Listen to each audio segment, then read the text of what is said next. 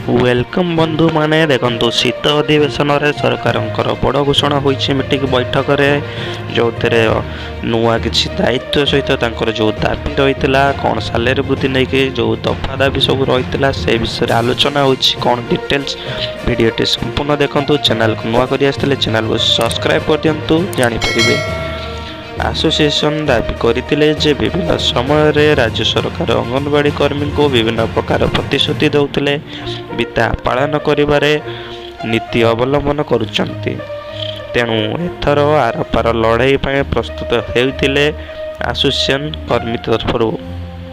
सेमाने तांकर दाबी जणाई देथिले जो दाबी गुड़ाक रही सबू सालेरी वृद्धि मान्यता जो रही मिनी अंगनवाड़ी को से भाई अंगनवाड़ी केन्द्र को प्राथमिकता विद्यालय मान्यता दिज्व मृत्युकालीन सहायता राशि आदि दाबी पूरण कर अन्य राज्य अंगनवाड़ी कर्मचारी मानक मिलुवा समस्त सुविधा सुजोग ओडिशा रे मध्य लागू कर नहले पुणी थे प्रतिवाद जोरदार हो बोली भारतीय मजदूर संघ कर्मकर्ता पृथ्वीराज पंडा जनईथिले। ए नहीं ओडिशा सरकार नुआ वर्ष पूर्व किसी खुशी खबर देवाक जाउछंती जो थे समस्ते अंगनवाड़ी कर्मी माँ मानक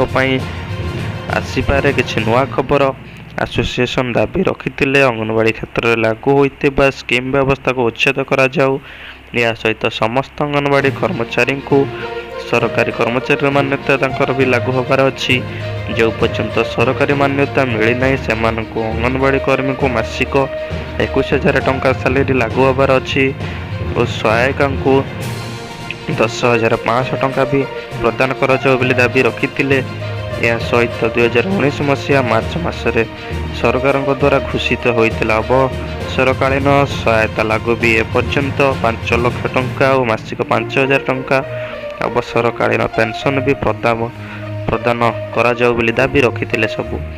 एसोसिएशन पक्षर सब दाबी रही आहरी विडंबना हेतु एत गुरुत्वपूर्ण कार्य थिबा अंगनवाड़ी कर्मचारी माने स्कीम व्यवस्था भितर सरकारी कार्य निर्वाह करि आसुथिले। सरकारी उदासीनता प्रतिवाद 2019 all Odisha anganwadi ladies worker association पक्षर कलम छाड़ होता आग को से किसी भयंकर उपजीव। तेणु ए नहीं सरकार तरफ किसी गुरुत्वपूर्ण बैठक हो जाए